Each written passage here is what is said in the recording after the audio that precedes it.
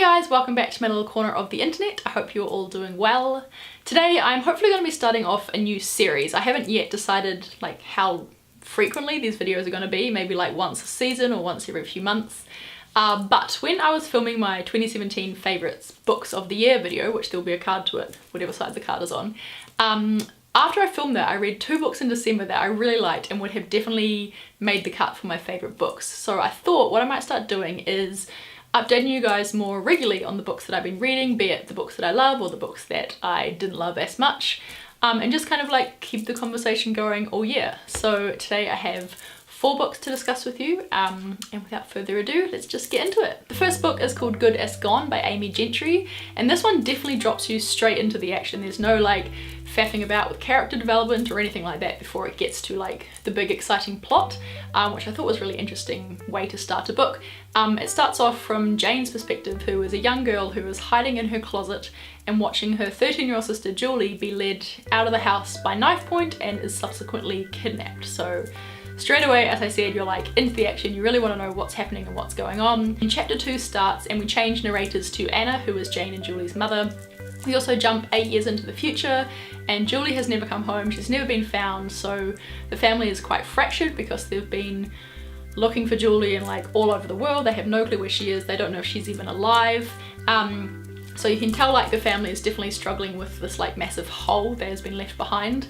And then all of a sudden out of the blue, a girl claiming to be Julie knocks on the door and comes home. What I really liked about this book as well is that when it's revealed that Julie has come home, the narrative then shifts again to be told from Anna's perspective and from Julie's perspective, and they're told in different timelines as well. So Anna's timeline is spent going forward, and I guess the main thing in her timeline is that there's a few things about her daughter that just don't seem like her daughter before, so she's getting doubts that this might not be her daughter, and those doubts are kind of magnified when a private detective comes along and lets her know that he doesn't think this girl is Julie. So there's that big kind of mystery that you wonder, is this just another runaway girl? Is she looking for money? Like, is this even their daughter?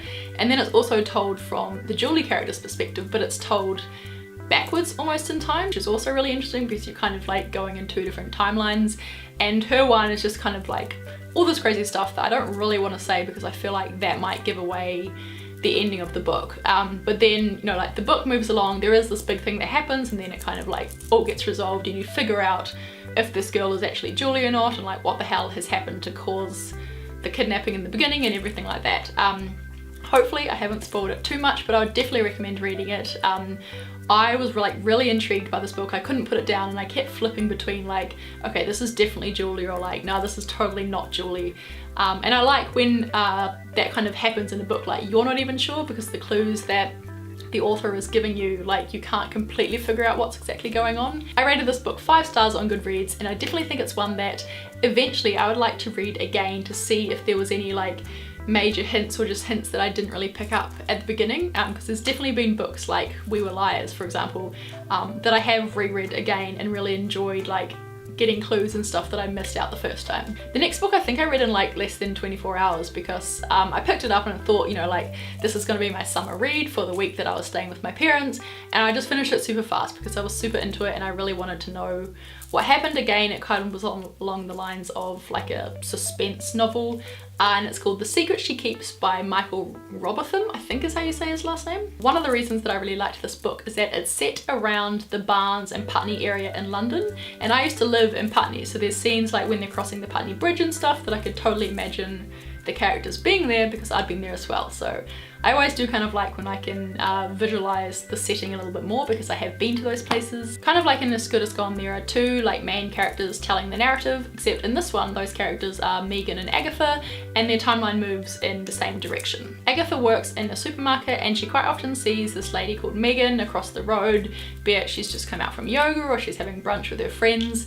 And Agatha's a little bit of a fan of Megan because Megan has like a mummy blog where she kind of just like blogs about the exciting and the mundane things of her life. She has 2 kids and she's pregnant with a 3rd, and her and Agatha become kind of unlikely of friends because Agatha is also pregnant but she's expecting her first child. From the get-go you can kind of tell that the way that Agatha thinks about Megan is almost a little bit unhealthy. She's talking like they're best friends before they've actually met or even had a conversation in person, and of course that obsession kind of ramps up even more when I think Megan asks her a question in the supermarket to begin with, and then they cross paths at yoga, and then they do actually become friends, and Megan like kind of takes Agatha under her wing and lends her a bunch of old baby clothes and stuff. It's kind of hard to talk about this book without giving too much away because I don't want to spoil it for anyone that hasn't read it, but the plotline of the book is kind of moving towards like this big event which is about to happen, and it happens around the time that both Megan and Agatha are due to give birth because their due dates are around the same time. So the book leads up to this big thing, and then it's kind of like the aftermath of that as well. There's also all these like other secrets that come out along the way, hence the title, The Secret She Keeps. But yeah, I did really enjoy the book, even though I could kind of predict what was going to happen. The way that it happened and the way that like everything worked out wasn't in the way that I thought it was going to, if that makes any sense. I would definitely recommend reading it because I gave this one 5 stars on Goodreads as well. The first book that I read in 2018 is one that I actually have a physical copy of. This is called Fear the Worst by Linwood Barclay. It follows a main character called Tim who is waiting for his daughter Sydney to come home from work one day, and she just doesn't show. They'd had a fight in the morning, so he thinks maybe she's like staying out with her friends to kind of like scare him a bit or put some distance between them. He thinks maybe she's gone to stay at her mother's house, but when he kind of exhausts all of these options and figures out that she's not where he would expect her to be, he goes to the hotel where she works at reception and asks if they've seen his daughter Sydney, only to be told that his daughter has never worked at the hotel and they've never heard of her. Straight away, as you can probably imagine, he starts freaking the hell out because he has no clue where his daughter is, he has no clue where she's been going all summer, where she's been saying that she's been going off to work. And then the book follows him as he is trying to like answer all these clues and try and figure out where his daughter is in amongst all of this other like crazy stuff and crazy obstacles that get thrown in his way as well. When I read the plot of this book, I did wonder how predictable it was going to be because I felt like there was only a few kind of paths that the book could go down. He was either gonna find Sydney and she was gonna be fine, he was gonna find her and she was gonna be not fine, maybe not even alive.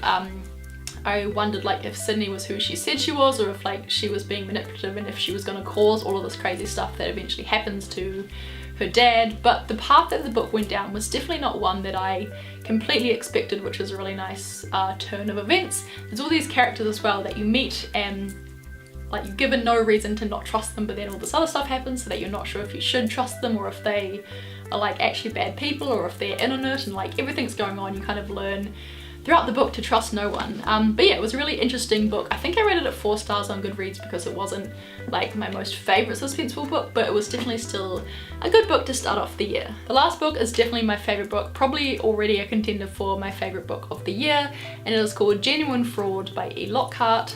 E. Lockhart is the same author who wrote We Were Liars, which is a book that I also really enjoyed, and my sister over the holidays recommended that I read Genuine Fraud because she thought I would like it, and how right she was. One of the things that I really liked about this book is that it's told completely backwards. So you start off and the main character, who is a girl called Julie, I think that's how you say her name, she's running from something and you're not really sure what she's running from, but then every chapter jumps back either a month or a few weeks or a few days even, and you kind of figure out eventually like what she's running from. And it's really cool because unlike other books where sometimes they're like leading up to suspenseful events and you get all these hints along the way but you're not really sure what's going on, this one is completely opposite. So an event might happen and you know exactly what happened in that event because you're reading about it, but you're not sure like how Julie and how the other characters involved got to that point and what caused like this event to happen. So it's really interesting to work backwards in that sense because although it's not, I guess it's like super suspenseful, it's just more mysterious because you're wondering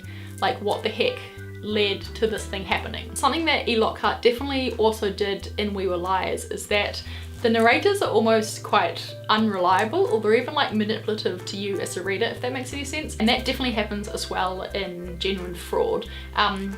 Even just as a narrator, Julie is quite like manipulative, and she changes her personality and her looks and everything a lot, and you kind of like understand that as the book goes on. You're told to believe one thing and then further on down the line you're told like it's actually a completely different ending, or like something completely different happened, and she's either just telling us or she's believing or wanting to believe something completely different. I'm really hoping that if I do more of these videos throughout the year, I get a bit better at being able to explain books without giving away anything that's happening, because I do feel like this has been a little bit of a ramble, so thank you for sticking with me. That's all the books that I wanted to talk to you about, so hopefully at least one of those ends up on your to-read list. I've also just started reading the book called Little Fires Everywhere by Celeste Ng, which so far is really good. I'm only like a quarter of the way through it.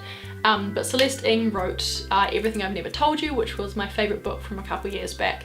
Also, which I think I might need to read again because I really enjoyed that.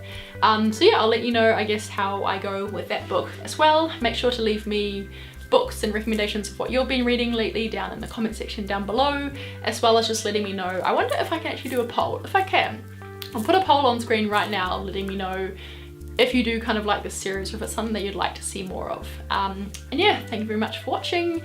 Have a great week, and I will see you all next week with another video. Bye!